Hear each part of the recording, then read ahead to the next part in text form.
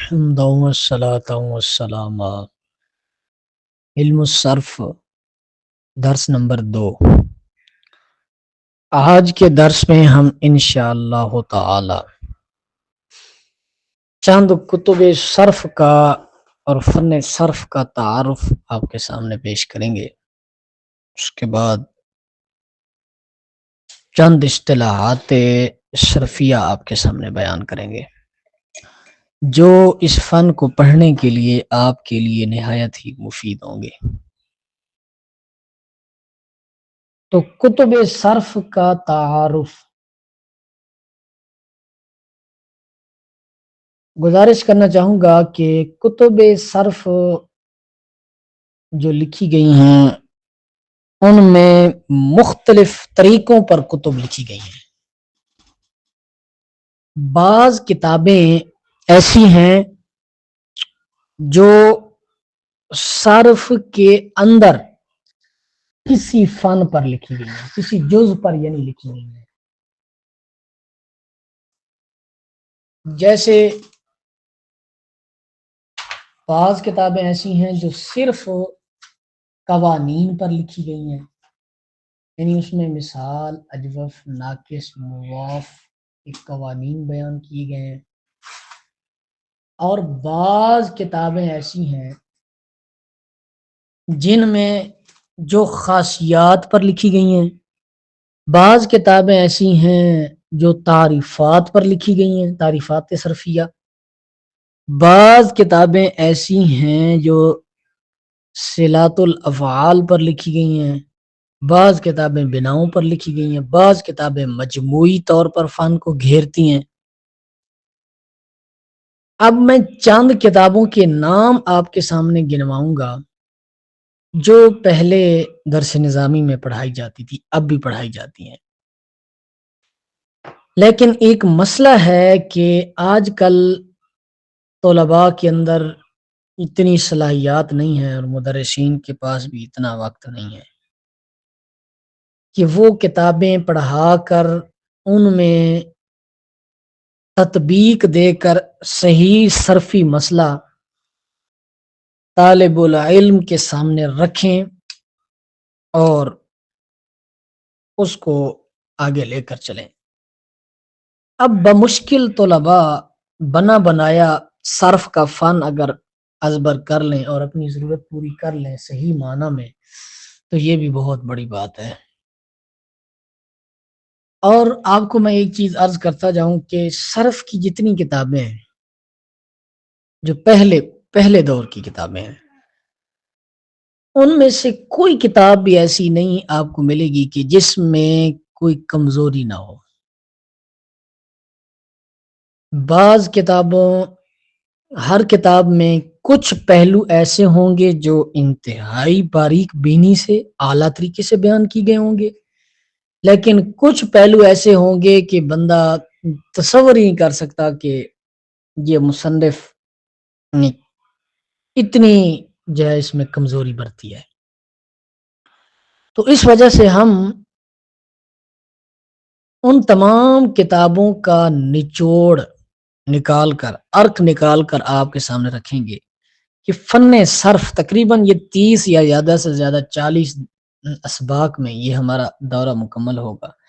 اس میں ہم انشاءاللہ تعالی تمام فن صرف کو بساطت کے ساتھ گھیر کے آپ کے سامنے رکھ دیں گے۔ تو ان میں چند کتابیں: صرف، میزان الصرف، علم الصرف، صرف بہائی، صرف میر، ارشاد الصرف، تسہیل الارشاد، ارشاد الصیغہ، علم الصیغہ، فصول اکبری، کتاب الصیغہ، مراحل الارواح، شافیہ، شرح شافیہ، دستور المبتدی، زرادی، صرف بھترال، قانون چکھیوالی، پانچ گنج، کنز النوادر وغیرہ وغیرہ کتب شامل ہیں۔ ان میں سے بعض ایسی ہیں جو بسیط ہیں اور بعض ایسی ہیں جو رسالے ہیں، کتابچے ہیں۔ ابھی بھی جو ہے کافی مدرسین کا یہی عرض ہے کہ وہ پرانی کتابیں ساری پڑھا کر اس میں سے تطبیق دے کر صحیح مسئلہ طالب العلم کے سامنے رکھتے ہیں، لیکن ہمارا یہ مشاہدہ ہے کہ وہ کتابیں پڑھنے کے بعد بھی طلباء استاد کے خلاصے کے محتاج رہتے ہیں، بالآخر ان کے ہاتھ وہی کچھ آتا ہے جو استاد نے خلاصہ بنا کر لکھایا ہوتا ہے، لیکن پھر بھی ان کتابوں سے گزرنا یہ بہت اچھا ہے کہ بندے کو اصل ماخذ اور مصدر کا پتہ چل جائے کہ یہ مسئلہ ہم نے اٹھایا کہاں سے ہے۔ تو اس برکت کے لیے ہم بھی اپنے دورے میں ان کتابوں کے کچھ حصے شامل کریں گے، لیکن زور ہم اس چیز پر دیں گے کہ فن صرف کو کامل طور پر گھیر لیا جائے، اصطلاحی اعتبار سے بھی، فنی اعتبار سے بھی، اور جو ہے ہماری صرفی ضرورت کے اعتبار سے بھی۔ تو یہ تھیں چند کتب، اور پھر ہم دیکھ رہے ہیں کہ آج کل کے دور میں، اس دور میں جو کتابیں صرف پر لکھی جا رہی ہیں وہ کافی حد تک پہلی کتابوں سے جامع ہے۔ اس کی وجہ کیا ہے؟ اس کی وجہ یہ ہے کہ وسائل کی کثرت اور ان تمام کتابوں کا سامنے ہونا۔ جیسے آپ مثال دیکھیں تو علم الصیغہ، عنایت احمد رحمہ اللہ تعالی، مفتی عنایت احمد، انہوں نے یہ رسالہ لکھا تھا جزیرے پر بیٹھ کر، جہاں ان کے پاس کوئی کتاب نہیں تھی، کوئی ان کے پاس جناب وسائل نہیں تھے، کوئی حاضر دماغی نہیں تھی، تو مشکلات میں انہوں نے یہ رسالہ لکھا، لیکن بہت کمال لکھا۔ اور آج کل جتنی کہ صرف کی تحقیقات آ رہی ہیں وہ بڑی وسائل اور بڑی تحقیق سے آ رہی ہیں۔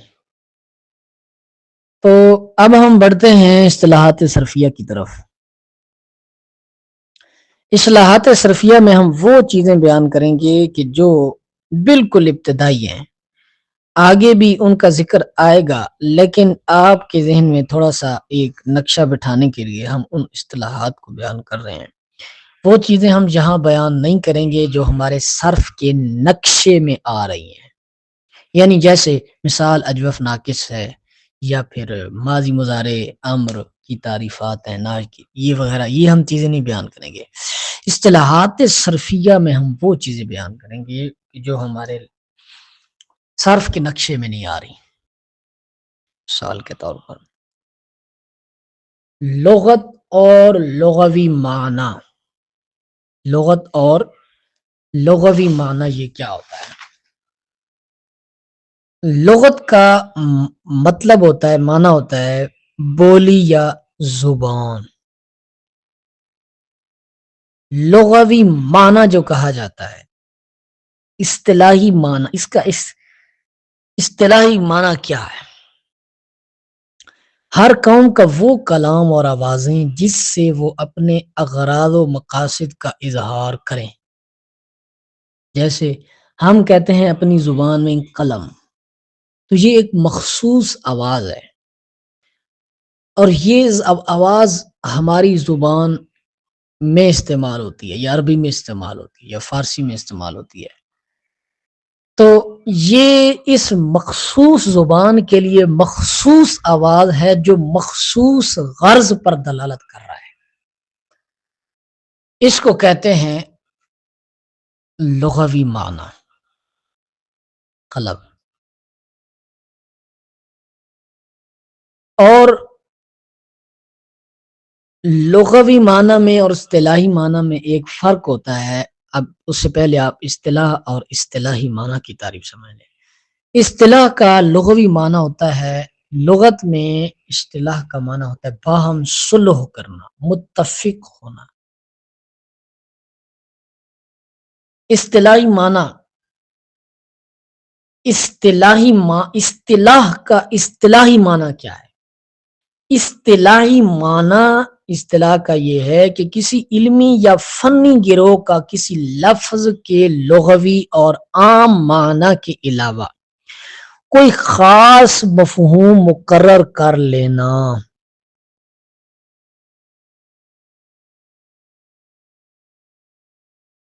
کسی خاص علمی یا فنی گروہ کا، جیسے ہم کہتے ہیں مثال کے طور پر صلات، صلات کا معنی دعا بھی ہوتا ہے، لیکن کیا کہ یہ ایک خاص اصطلاح بن گئی ہے قرآن مجید فرقان حمید کی وجہ سے۔ صلات سے مراد نماز ہے۔ اب نماز کہاں اور دعا لغوی معنی کہاں؟ اسی طرح ہم دیکھ لیں مسجد لفظ سجدہ کرنے کی جگہ ظرف کا صیغہ ہے، لیکن اصطلاح میں اس سے مراد ہر سجدہ گاہ کو مسجد نہیں کہہ سکتے، بلکہ جو فقہی طور پر شرائط کے مطابق مخصوص مقام ہوگا اس کو ہم مسجد کہہ سکیں گے۔ اصطلاحی معنی میں مسجد اور ہے، لغوی معنی میں مسجد اور ہے، یعنی لغوی معنی میں لغت میں اس کا جو معنی ہوگا وہ مراد لیا جائے گا، لیکن اصطلاح میں ایسا نہیں ہے۔ اصطلاح میں لغوی معنی کچھ ہو سکتا ہے اور اصطلاحی معنی اس کا کچھ ہو سکتا ہے۔ اب یہاں ایک چیز سمجھنے کی ہے کہ جو میں کہہ رہا تھا کہ ہاں یہ ہے کہ لغوی معنی میں اور اصطلاحی معنی میں ایک نسبت ضرور ہوگی جس کو ہم وجہ تسمیہ بھی کہتے ہیں، نام رکھنے کی وجہ بھی کہتے ہیں۔ جیسے آپ کہتے ہیں علم و صرف، صرف کا مطلب پھیرنا، اس کو صرف کیوں کہتے ہیں؟ بھائی اس میں گردانوں کو پھیرا جاتا ہے، تو یہ صرف کا معنی لغوی پھیرنا، اصطلاحی طور پر صرف اس کو کہا جا رہا ہے تو صرف میں بھی گردانوں کو پھیرا جاتا ہے۔ تو لغوی معنی میں اور اصطلاحی معنی میں ایک نسبت تو پائی جا رہی ہے، اسی نسبت کو وجہ تسمیہ کہتے ہیں۔ یہ اگلی چیز، تیسری چیز بھی میں نے آپ کو بتا دی کہ وجہ تسمیہ کیا ہوتا ہے۔ یہ وجہ تسمیہ کا لفظ آپ بار بار سنیں گے اور پڑھیں گے۔ وجہ تسمیہ لغوی معنی میں اور اصطلاحی معنی میں جو نسبت ہوتی ہے، جو مشترک شے ہوتی ہے، اس کو وجہ تسمیہ کہتے ہیں۔ اس کے بعد معنی لفظ کس کے لیے استعمال ہوتا ہے؟ معنی کا معنی ہوتا ہے قصد، ارادہ، قصد یا ارادہ کرنا۔ اصطلاحی معنی کیا ہے؟ ما یقصد بشیء، جو کسی شے سے مقصود ہو، جو کسی شے سے مقصود ہو اس کو معنی کہتے ہیں۔ اس کے بعد ہے جی اصطلاح صرف میں ایک لفظ استعمال ہوتا ہے صیغہ۔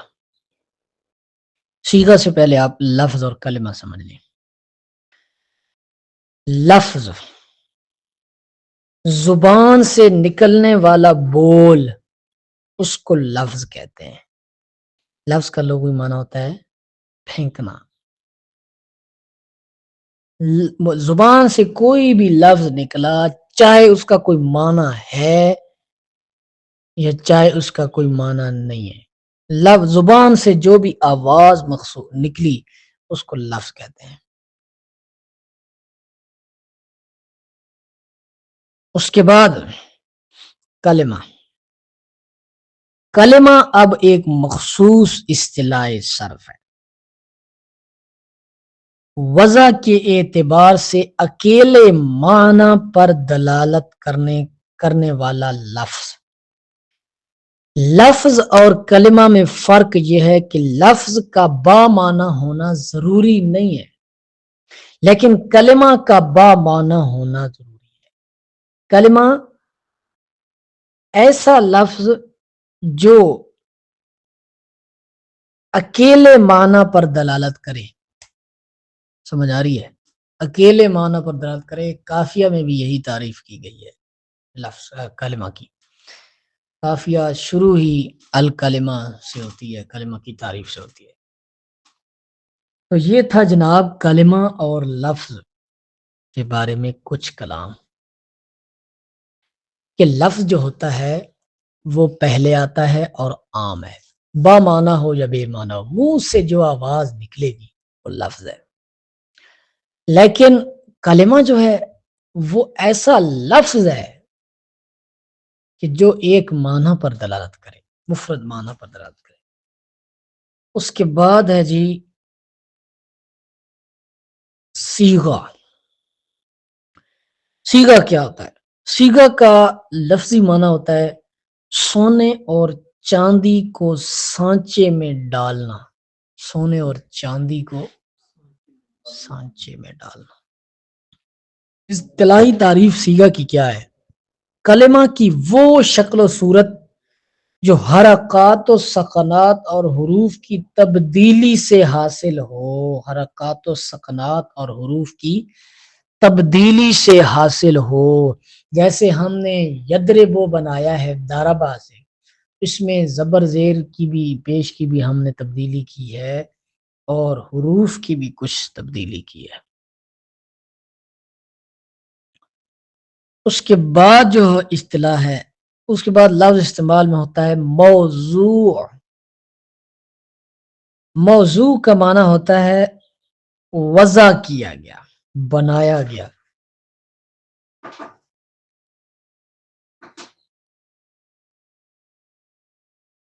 اس کا اصطلاحی معنی ہے وہ شے جس کے عوارض ذاتیہ سے فن کے اندر بحث ہو.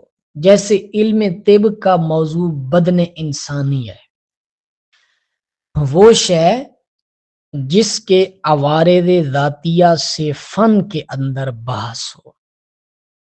جیسے علم طب کا موضوع بدن انسانی ہے، علم طب کے اندر بدن انسانی کے متعلق سارا کلام ہوتا ہے. اسی طرح صرف کے اندر جو ہے وہ کلمہ اور گردان کے متعلق کلام ہوتا ہے. تو اسی طرح ہر فن کا اپنا ایک موضوع ہوتا ہے. تو موضوع کی تعریف وہ شے جس کے عوارض ذاتیہ سے فن کے اندر بحث ہو. یا پھر دوسرے معنی میں آپ موضوع لے لیں تو موضوع اس معنی میں بھی ہوتا ہے کہ وضع کیا گیا، کہ کوئی بھی لفظ وضع کیا جاتا ہے تو کیوں وضع کیا جاتا ہے، اس معنی میں بھی آپ لے سکتے ہیں. اس کے بعد جی غرض و غایت. غرض و غایت کیا ہوتا ہے؟ غرض و غایت کا لغوی معنی ہوتا ہے ہدف، مقصد، فائدہ. اصطلاحی معنی ہوتا ہے مال اجل ہی وجود الشیء، جو کسی شے کے وجود اور حصول کا سبب ہو. جیسے کتابت سبب ہے قلم کے وجود کا. جو کسی شے کے وجود اور حصول کا سبب ہو، یعنی اس غرض و غایت سے کسی شے کا وجود اس شے کا وجود یا حصول ہو، وجود حاصل ہو یا وہ شے حاصل ہو. مثال کے طور پر آپ صرف دیکھ لیں تو صرف کی غرض و غایت ہے انسانی ذہن کو لفظی غلطی سے بچانا.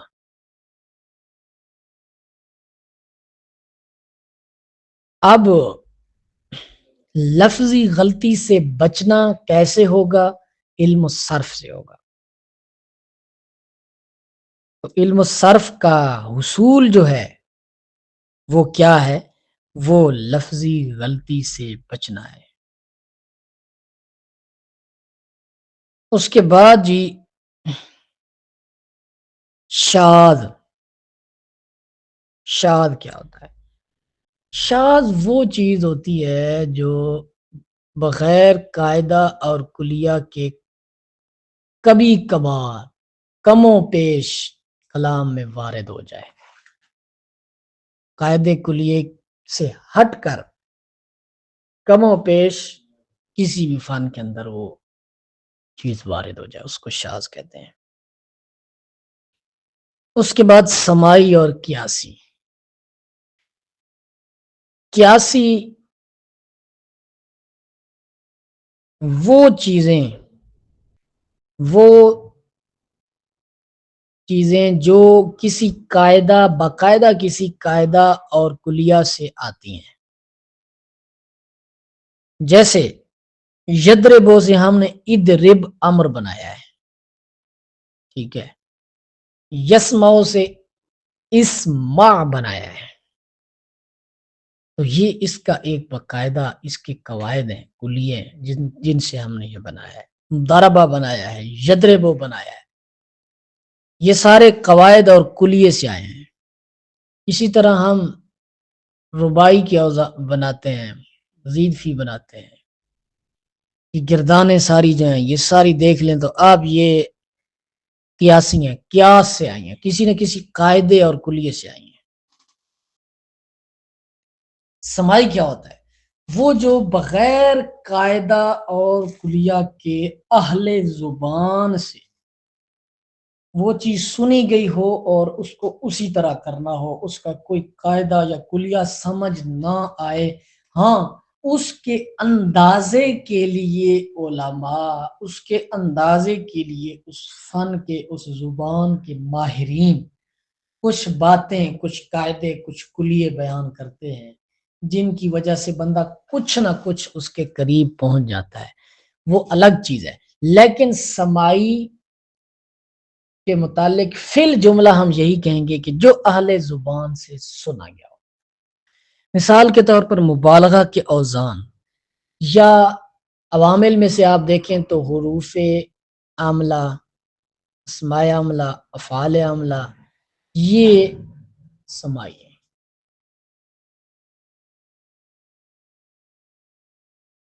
اس کے بعد ہم آپ کے سامنے وضاحت کرنا چاہیں گے چند چھوٹی چھوٹی باتوں کی جو ہیں، بہت چھوٹی چھوٹی لیکن فن میں مبتدی کے لیے بہت مفید ہوگی. حرکت آپ جانتے ہیں پیش زبر اور زیر کو کہتے ہیں. متحرک وہ حرف جس پر کوئی حرکت آ جائے. یہ باتیں بار بار کلام میں دہرائی جائیں. اسی طرح ضمہ یا ضم پیش کو کہتے ہیں، فتح یا فت زبر کو کہتے ہیں، کسرہ یا قصر زیر کو کہتے ہیں. مضموم جس حرف پر پیش ہو، مفتوح جس حرف پر زبر ہو، چاہے وہ لفظ کے درمیان میں ہو، شروع میں ہو یا آخر میں. مکسور وہ حرف جس کے نیچے زیر ہو. اس کے بعد رفع، نصب، جر، تین چیزیں یہ آ جاتی ہیں. رفع اس پیش کو کہتے ہیں جو لفظ کے آخری حرف پر ہو، لفظ کے آخری حرف پر ہو. اس طرح نصب اس زبر کو کہتے ہیں جو لفظ کے آخری حرف پر ہو. جر اس زیر کو کہتے ہیں جو لفظ کے آخری حرف پر ہو. اور رفع، نصب، جر یہ در حقیقت اعراب اور حالت بیان کرنے کے لیے آتا ہے. اب ہم جہاں پر کہیں گے حالت رفعی، ضروری نہیں ہے کہ وہاں پیش ہی ہو، بلکہ اس کی حالت رفعی بیان کرنے کے مختلف انداز ہوں گے.